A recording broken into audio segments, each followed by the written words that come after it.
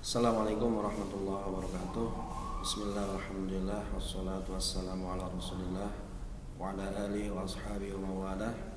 Asyhadu an la ilaha illallah wahdahu la syarikalah wa asyhadu anna sayyidana Muhammadan abduhu wa rasuluhu la nabiyya ba'dah. Subhanaka la ilma lana illa ma 'allamtana innaka antal alimul hakim. Rabbi shrah li sadri wa yassir li amri wa hlul 'uqdatam min lisani yafqahu qawli. Rabbi zidni ilman warzuqna fahman. Baiklah, kawan-kawan mahasiswa sekalian, kita bertemu lagi pada pertemuan yang kedua ini, materi tentang fikih ibadah ya. Ini identitas mata kuliahnya. Nama mata kuliahnya adalah fikih dan praktek ibadah. Kemudian bobot SKS-nya 2, kode mata kuliahnya kompetensi dasar nomor 0215. Program studinya ekonomi syariah semester 1 dan reguler. Ini identitas saya, nama, kemudian email ya, dan nomor kontak HP. Baik, bismillahirrahmanirrahim. Sebelum kita masuk pada materi fikih ibadah, sebelumnya saya akan memberikan sedikit pengantar tentang fikih dulu ya. Bagaimana kemudian kedudukan fikih dalam ajaran Islam. Di dalam slide ini kita melihat ada gambar pohon ya. Sebenarnya ini adalah sebuah ilustrasi saja ya. Bagaimana kemudian agama ini jika diilustrasikan, dianalogikan, dikiaskan adalah sebuah pohon, maka akar itu adalah masalah keimanan ya.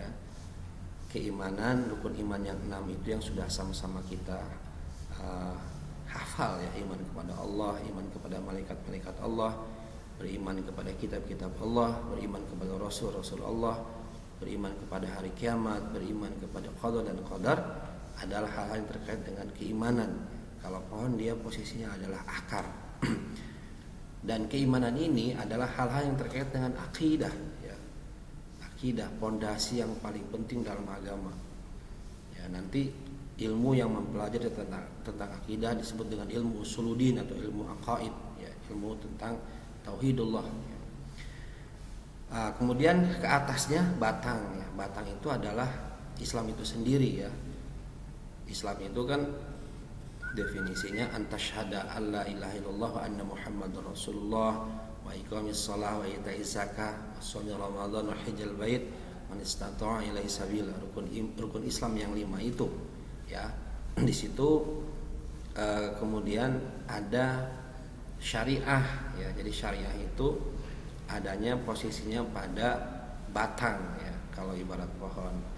Nah, syariah ini kemudian terkait dengan persoalan ibadah. Ibadah itu ada yang mahdoh, ada yang ghairu mahdoh. Yang mahdoh sebagaimana kita mafhum ya, misalnya thaharah, kemudian sholat, zakat, puasa, haji, itu hal yang terkait dengan mahdoh ya. Yang ghairu mahdohnya atau yang muamalah itu banyak sekali ya, misalnya aktivitas ekonomi, kemudian bagaimana hukum-hukum keluarga, siasah ya, politik, kemudian perdata, pidana, negara, termasuk hal-hal yang terkait dengan jihad ya. Itu masuk kepada bab muamalah. Dan ini semua baik fikih, baik ibadah mahdoh maupun muamalah itu diatur di dalam ilmu fikih. Jadi ilmu yang mengatur tentang bagaimana tata cara ibadah yang benar, yang baik, sesuai yang diajarkan Rasulullah SAW, dan bagaimana bermuamalah yang benar sesuai dengan ajaran Islam, itu ilmu yang mengaturnya adalah namanya ilmu fikih gitu ya. Yang terakhir baru kemudian posisi buah ya. Kalau pohon itu adalah ihsan. Ihsan itu anta'budallaha ka'annaka tarahu fa in lam takun tarahu fa innahu yaraka. Ihsan itu adalah hendaknya engkau beribadah seakan-akan engkau melihat Allah. Maka ketika engkau tidak bisa melihat Allah, yakinkan pada dirimu bahwa Allah melihat kamu. Itu ihsan. Jadi ihsan itu adalah buahnya akhlak. Dan ini inti dari agama ya.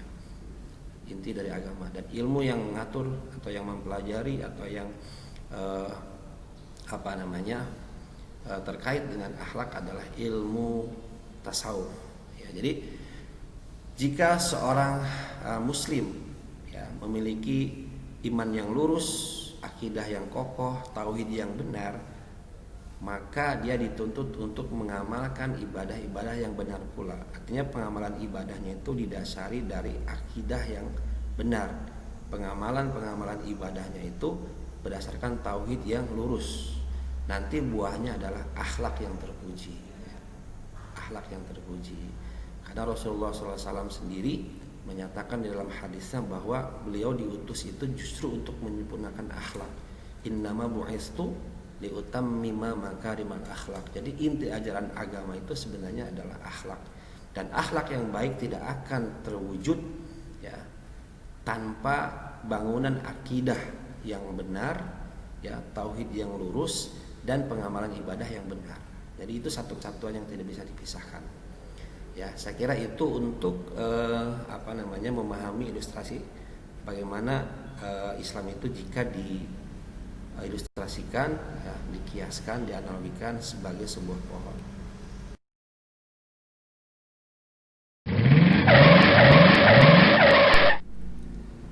Terkait ibadah, mahdhah dan muamalah itu ada kaidah yang mengaturnya ya. Jadi kaidah itu berbunyi di dalam ibadah ya, al aslu fil ibadah al man'u illa man dalal dalil ala wujubiha. Hukum pokok dari ibadah adalah tidak boleh kecuali ada dalil yang mewajibkannya.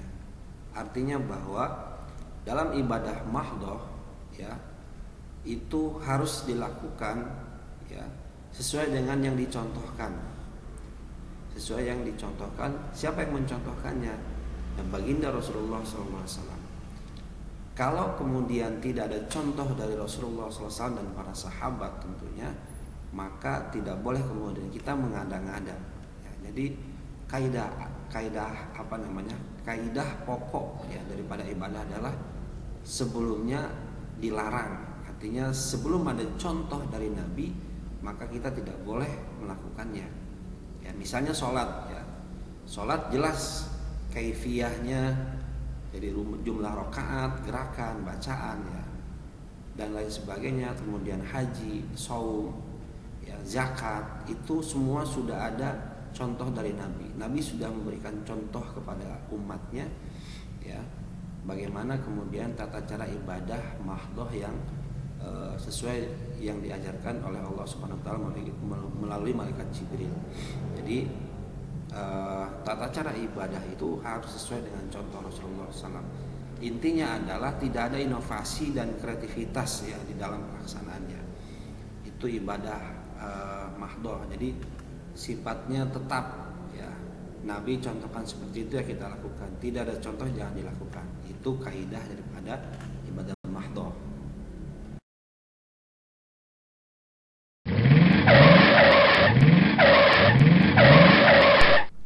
Sekarang kaidah tentang muamalah ya. Kaidah tentang muamalah adalah kebalikan daripada kaidah tentang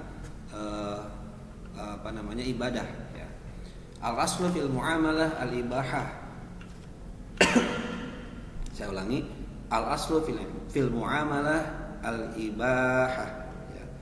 Illa ma dalil ala tahrimiha. Hukum pokok dari muamalah adalah boleh kecuali ada dalil yang mengharamkannya. Artinya bahwa hal-hal yang terkait muamalah ya. Muamalah itu kan sifatnya horizontal ya. Hablum minan nas. Kalau muabadah atau ibadah itu hal-hal yang terkait dengan hakullah ya, sifatnya vertikal, hablum minallah. Nah, yang untuk muamalah ini justru kebalikan daripada yang ibadah. Jadi semuanya boleh ya, bermuamalah itu semuanya boleh kecuali ada dalil yang mengharamkannya. Sebelum ada dalil tentang pengharaman riba, berarti riba itu boleh. Sebelum ada dalil yang mengharamkan tentang khamar, berarti khamar itu boleh diminum. Gitu. Jadi kaidah-kaidah ini terkait muamalah ini sangat luas, gitu ya. Semua aktivitas manusia yang terkait muamalah, interaksi sosial, semuanya boleh, ya, kecuali yang dilarang oleh syariat. Nah, Al-Quran sudah turun Terus Al-Quran sudah diturunkan 1400 tahun yang lalu, 1400 tahun yang lalu, 14 abad yang lalu, 30 juz 114 surat ya, itu lengkap sekali tentang hukum ibadah dan hukum muamalah. Jadi kalau kita bermuamalah, kita harus merujuk kepada syariah. Syariah itu apa? Quran dengan hadis. Ada nggak larangan di Quran? Ada nggak larangan di hadis? Kalau ada larangan maka jangan dilakukan. Seperti itu ya. Artinya bahwa kegiatan ekonomi misalnya boleh dilakukan kecuali ada dalil yang mengharamkannya. Goror, riba, batil ya, kemudian maisir ya, sebelum ada dalil Al-Quran dan hadis yang mengharamkannya maka itu boleh dilakukan. Masalahnya adalah Al-Quran dan hadis sudah diturunkan, artinya Al-Quran sudah diturunkan dan hadis sudah lengkap sekali mengatur semua masalah ibadah dan muamalah. Tinggal kita merujuk saja. Ada yang boleh, ada yang dilarang seperti itu ya. Jadi terkait dengan muamalah ini boleh melakukan inovasi dan kreativitas ya, boleh. Misalnya ada hal-hal yang baru ya, itu apa namanya, dicari hukumnya di Quran dan hadis, maka tidak ketemu misalnya, maka di situ ada hal-hal yang bisa dilakukan oleh para ulama terkait istinbatul ahkamnya. Kan masodul ahkam itu ada 4 yang sudah ittifaq ulama ya. Ada Quran, ada hadis, ada ijma', ada qiyas. Jadi 4 poin itu adalah sebagai upaya ya, bagaimana kemudian kita bermuamalah itu sesuai dengan kehendak Allah dan Rasulnya ya. Jadi seperti itu kaitan dengan kaidah terkait muamalah dan ibadah. Baik, sekarang kita masuk kepada ta'rif atau definisi fikih ya. Fikih itu sebenarnya secara bahasa, secara lugatan adalah al-fahmu atau pemahaman. Jadi pada masa sahabat di abad pertama itu fikih adalah ilmu yang tidak mudah diketahui umum ya, yang didapatkan dengan mempergunakan penyelidikan dan penelitian yang mendalam. Artinya pada masa Rasulullah masih hidup, Rasulullah dan para sahabat ya, itu tidak ada istilah ilmu fikih ya, karena semua hal yang terkait dengan agama itu langsung ditanyakan kepada Rasulullah. Jadi kalau ada hal-hal yang tidak difahami oleh para sahabat langsung bertanya kepada Rasulullah. Ada yang dijawab langsung, ada yang menunggu wahyu turun ya. Rasulullah SAW bersabda, "Mayyuridillahu bi khairan yufaqihu fid din." Barang siapa yang Allah inginkan baginya kebaikan, maka Allah akan memahamkannya dalam agama. Jadi fikih itu adalah terkait dengan pemahaman agama ya. Terus kemudian pada abad kedua definisi fikih berubah ya. Hukum-hukum yang dipetik dari kitabullah dan sunnah Rasulullah dengan jalan mempergunakan ijtihad atau istinbatul ahkam ya, terhadap amalan para mukallaf. Mukallaf itu ya kita semua yang sudah taklif itu cirinya sudah balik, akalnya sudah sempurna, maka dia sudah kena taklif ya. Fikih menurut ahli usul fikih adalah ilmu yang menerangkan segala hak dan kewajiban yang berhubungan dengan amalan para mukallaf. Terakhir definisi dari Imam Asy-Syafi'i bahwa fikih adalah ilmu yang menerangkan segala hukum agama yang berhubungan dengan pekerjaan mukallaf yang dikeluarkan atau diistinbatkan dari dalil-dalil yang tafsili ya, yang terperinci. Kemudian bagian-bagian atau isi fikih ya, pertama terkait dengan ibadah ya. Ibadah itu adalah segala perbuatan yang dikerjakan untuk mendekatkan diri kepada Allah Subhanahu wa taala seperti sholat, zakat, puasa dan haji. Ini berarti kan kaitan dengan mahdhah ya. Hukumnya bersifat tetap, tidak berubah-ubah sepanjang masa, tidak ditemukan dalam undang-undang buatan manusia. Itu terkait dengan ibadah. Seperti yang saya sudah singgung di awal tadi bahwa beribadah itu harus sesuai dengan contoh Rasulullah SAW. Yang Rasulullah contohkan kita lakukan, Rasulullah tidak contohkan kita tidak lakukan. Yang kedua adalah muamalah. Muamalah ini ya, pertama ada bagian uqubat, hudud dan jinayah atau pidana seperti pembunuhan, pencurian, minum arak ya, qisas, had dan ayat-ayat dan diat itu denda. Kemudian munakahat ya, terkait dengan pernikahan yang kemudian bisa juga disebut dengan ahwal as-sahsiyah ya, perdata. Jadi yang pertama berarti pidana itu ya, jinayah ya. kedua perdata. Masalah pernikahan, perceraian, iddah, nafkah dan lain-lain. Kemudian bagian muamalah terkait harta, menjelaskan tentang persoalan harta, kepemilikan, jual beli, senyewa, pinjam meminjam, gadai, ya, gadai menggadai, bank, asuransi, bursa efek dan lain-lain. Itu masuk kepada bab muamalah.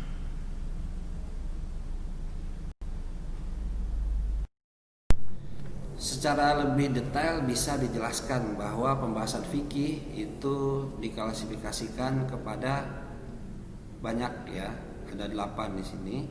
Pertama, kumpulan hukum yang digolongkan dalam masalah ibadah, sholat, zakat, haji, ya, puasa dan lain-lain. Itu yang terkait dengan ibadah. Kemudian sekumpulan hukum yang berkaitan dengan kekeluargaan, ya, atau ahwalus syahsiyah, perkawinan, talak, nafkah, wasiat dan warisan, ya. Kemudian sekumpulan hukum mengenai muamalah, ya, terkait dengan harta, bisnis seperti jual beli, sewa menyewa, hutang piutang, gadai, hawalah, kafalah, mudharabah, transaksi bisnis lainnya. Kemudian sekumpulan hukum yang mengenai harta negara, ya, kekayaan baitul mal, pemasukan dan pengeluarannya. Sekumpulan hukum yang berkaitan dengan ukubah atau sanksi, ya, demi memelihara jiwa, harta, kehormatan seperti qisas, had dan ta'jir. Kemudian sekumpulan hukum yang mengenai hukum acara seperti hukum penggugatan, peradilan, pembuktian dan saksi. Lalu sekumpulan hukum yang terkait dengan tata negara, ya, syarat menjadi kepala negara, hak penguasa, hak rakyat dan musyawarah permusyawaratan. Berarti ini fikih siasah. Sekumpulan hukum yang sekarang dinamai hukum internasional, ya, seperti hukum perang, tawanan, rampasan perang, perdamaian, perjanjian, jizyah, cara menyikapi ahli zimmah dan lain sebagainya. Jadi ini semua diatur di dalam ilmu fikih, ya, terkait fikih yang pertama fikih ibadah, kemudian yang kedua kumpulan hukum yang berkaitan dengan kekeluargaan itu ahwalus syahsiyah, ya, perdata. Kemudian yang muamalah, bisnis, kemudian hukum yang mengenai harta negara itu terkait kekayaan baitul mal, kalau APBN, ya, anggaran penerimaan dan belanja negara, itu juga ada aturan hukumnya dan lain-lain, ya. Itu secara rinci seperti itu. Kemudian kita melihat bagaimana fikih dalam sejarah, ya. Seperti yang sudah saya sampaikan di awal tadi, bahwa pada masa Rasulullah SAW, semua sahabat ketika menemukan masalah terkait dengan hukum, mereka langsung bertanya kepada Rasulullah dan Rasulullah langsung menjawab, ya, langsung menjawab dengan bimbingan wahyu atau ijtihad beliau. Nah, baru kemudian setelah Rasulullah wafat, ya, wahyu kan terputus, ya. Barulah para sahabat melakukan ijtihad dengan mengambil sumber hukum dari Al-Quran yang bersifat global serta dari sunnah Rasulullah SAW. Jadi ijtihad itu dimulai setelah Rasulullah wafat. Ketika Rasulullah masih hidup, tidak ada ijtihad, karena semua persoalan tinggal ditanyakan kepada Rasulullah, langsung dijawab. Jadi jawabannya langsung dari langit, ya. Kalau pada masa tabi'in, ya, disinilah kemudian ilmu fikih berkembang, ya, dengan pesat. Masing-masing ulama mempunyai metodologi tertentu dan menyimpulkan suatu hukum. Jadi pada masa tabi'in inilah kemudian ilmu fikih itu mulai berkembang, ya. Mulai berkembang karena tabi'in ini menyebar di berbagai macam tempat, ya, bukan hanya di Hijaz, bukan hanya di daerah Mekah Madinah. Maka kita mengenal Imam Hanafi, ya, di Persia, kemudian Imam Maliki di Madinah, Imam Syafi'i itu lahir di Gaza, Palestina, kemudian belajar di Mekah, kemudian kemana-mana, ke Mesir dan lain sebagainya. Dan Imam Hanbali itu masa tabi'in. Ada 4 mazhab fikih yang sangat berpengaruh di dunia, yaitu Hanafi, ya, pendirinya adalah Imam Abu Hanifah. Mazhab Maliki, pendirinya Imam Malik bin Anas. Mazhab Syafi'i, pendirinya Muhammad bin Idris al-Syafi'i. Dan mazhab terakhir mazhab Hanbali, pendirinya Imam Ahmad bin Hanbal. Ini mazhabul arba'ah yang menjadi rujukan di seluruh dunia tentang fikih, ya. Kita sebagai orang Indonesia dan mayoritas negara-negara Asia Tenggara umumnya bermadzhab Asy-Syafi'i. Sekarang kita membahas tentang ijtihad, ittiba' dan taklid, ya. Ijtihad adalah mempergunakan segala kesanggupan untuk mengeluarkan hukum syara dari kitab Allah dan hadis Rasulullah SAW. Ijtihad terbagi dua, mengambil hukum dari zahir nas, yang kedua mengeluarkan hukum dari memahami nas. Ya. Tingkat ijtihad ini ada ijtihad darakil ahkam atau masalah hukum yang belum ada, dan ijtihad tatbiqul ahkam, menerangkan hukum atau faedah yang atas segala tempat yang dapat menerimanya. Ijtihad hukumnya wajib dan terpuji bagi orang yang memiliki ilmu pengetahuan dan kemampuan melakukannya. Jadi ijtihad itu tidak sembarang orang bisa ya. Dia harus memiliki kualifikasi ilmu tertentu ya, dan diakui keilmuannya. Dan ijtihad ini seperti saya jelaskan sebelumnya itu dimulai setelah Rasulullah wafat. Jadi pada masa sahabat itu sudah mulai ada ijtihad. Contohnya misalnya ijtihad yang dilakukan oleh seorang Umar bin Khattab radhiyallahu anhu ketika beliau melihat para sahabat sholat masing-masing pada bulan Ramadan itu.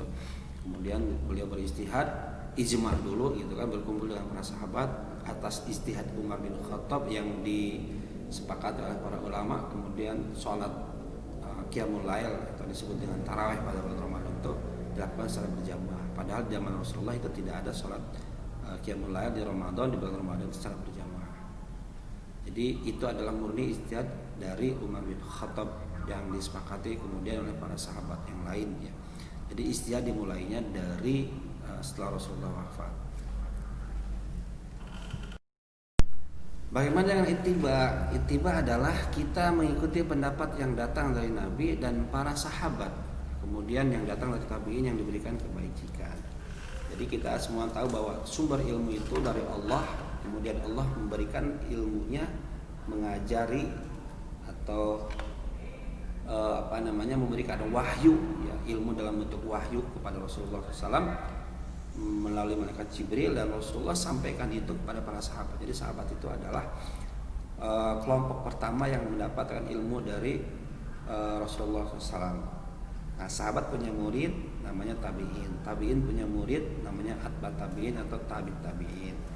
Jadi ittiba itu adalah mengikuti ya, pendapat dari Nabi, yang oleh Nabi diajarkan kepada sahabat, yang oleh sahabat diajarkan kepada tabi'in, yang oleh tabi'in diajarkan kepada tabi'in, akhirnya sampai kepada kita melalui para ulama yang lurus ya, rujukannya kepada Al-Quran dengan hadis. Kemudian di sini ada tokoh yang mengatakan ya, misalnya Al-Alawi berkata, perkataan mujtahid bukan hujjah dengan sendirinya karena ia bukan dari dalil yang bersendiri ya. Kemudian dengan demikian ittiba tidak sekedar mengikuti mujtahid tapi harus mengerti dalil yang diambilnya. Menurut beliau bukan hanya sekedar mengikuti tapi juga harus paham dalilnya, sumbernya. Ittiba adalah mengikuti perkataan atau pendapat mujtahid atau ulama dan kita mengetahui dari mana hukum itu diambil ya. Jadi ittiba itu bukan hanya sekedar mengikuti tapi juga paham. Sedangkan taklid adalah mengikuti pendapat seseorang namun kita tidak tahu dari mana sumber dalil pengambilan hukum tersebut. Hukum taklid ada 3. Pertama ada yang haram dilakukan, 2 ada yang wajib kita pegang, dan 3 ada yang boleh kita pegang. Jadi ada yang haram, ada yang wajib, ada yang mubah. Taklid yang haram seperti apa? Pertama, taklid yang berarti tidak mau mempedulikan ayat Allah lantaran mentaklid orang tua atau masyarakat. Jadi ini fanatisme atau taklid buta ya. Ini yang tidak boleh. Kemudian yang kedua, taklid yang berarti mentaklid orang yang tidak kita ketahui apakah kita ikuti, apakah yang kita ikuti itu mempunyai keahlian atau tidak ya. Kemudian mentaklidi seseorang sesudah diperoleh hujah dan dalil yang menyalahi pendapat orang yang kita taklidi. Jadi tiga-tiganya hukumnya haram ya. Hukumnya haram. Jadi taklid yang berarti yang pertama ya, taklid kepada orang yang tidak mempedulikan ayat Allah ya, artinya taklid buta. Yang pertama ini taklid buta. Kama qala abauna, kalau kata orang dulunya seperti itu ya begitu, ngikuti gitu ya, ngikuti gitu saja. Itu taklid buta atau fanatisme, itu yang tidak boleh, haram. Kemudian mengikuti atau bertaklid kepada orang yang tidak tahu asal usulnya ya. Yang ketiga yang diharamkan, taklid yang diharamkan adalah mengikuti atau bertaklid kepada seorang yang sudah menyalahi pendapat orang lain ya. Artinya hujahnya itu lemah. Jadi 3 ini masuk pada jenis taklid yang diharamkan. Sedangkan taklid yang wajib adalah mentaklidi orang yang perkataannya hujjah, yaitu Rasulullah SAW. Jadi boleh kita bertaklid kepada orang yang perkataannya itu hujjah, artinya memiliki kekuatan hukum yang jelas ya. Seperti Rasulullah SAW, apa yang Rasulullah sampaikan tentang perintah dan larangan ya di dalam hadis-hadis beliau kita taklidi ya. Paham atau belum ya kita mengikuti ya. Itu taklid seperti itu yang wajib. Taklid yang dibolehkan ialah menuruti pendapat para mujtahid dalam soal-soal yang kita tidak ketahui hukum Allah dan Rasulnya terhadapnya. Jadi kalau bertaklid kepada para mujtahid, terutama mujtahid mutlak, itu justru dibolehkan. Mujtahid mutlak itu seperti Asy-Syafi'i, Imam 4 mazhab itu semua masuk kepada kategori mujtahid mutlak. Kita boleh bertaklid kepada mereka. Ada lalu berkata taklid dalam arti kita menuruti pendapat seorang alim karena belum nyata lagi hukum Allah dan Rasulnya, dan kita akan segera meninggalkan pendapat itu bila nyata berlawanan hukum Allah dan Rasulnya. Itu dibolehkan. Artinya dengan keterbatasan ilmu, sementara kita taklid kepada seorang yang alim, begitu kita mengetahui bahwa alim itu, orang itu menyalahi menyalahi hukum Allah dan Rasulnya, segera kita tinggalkan. Jadi bertaklid untuk sementara karena adamul ilmi, tapi kepada orang yang berilmu itu dibolehkan, kata Ad-Dahlawi. Oleh karena itu di antara ulama ada yang mewajibkan umat bertaklid kepada salah seorang imam yang diakui kemustahidannya. Jadi intinya kita boleh bertaklid tapi kepada mujtahid mutlak. 4 imam itu ya, Imam Hanafi, Imam Maliki, Imam Asy-Syafi'i dan Imam Hanbali itu adalah para mujtahid mutlak. Kita boleh bertaklid kepada salah satu dari mereka. Dan kita ya hari ini hidup di Indonesia sudah sejak awal kita dikenalkan tentang pemahaman fikih dari Asy-Syafi'i. Berarti kita bermadhab Asy-Syafi'i, bertaklid kepada Imam Asy-Syafi'i, dan itu hukumnya boleh. Baik, kawan-kawan sekalian, saya kira itu untuk materi pengantar fikih ya, singkat saja. Nanti hal-hal yang belum difahami bisa kita diskusikan di forum Google Meet atau forum Zoom. Nah, atau silahkan sampaikan pertanyaan atau komentar di link YouTube yang saya kirim di grup WA. Baik, itu yang bisa disampaikan untuk kesempatan kali ini. Waalaikumsalam. Kalau ada yang benar datangnya dari Allah, kalau ada yang salah itu datang dari kebodohan diri saya sendiri. Subhanakallahumma bihamdika asyhadu an la ilaha illa anta astaghfiruka wa atubu ilaik. Assalamualaikum warahmatullahi wabarakatuh.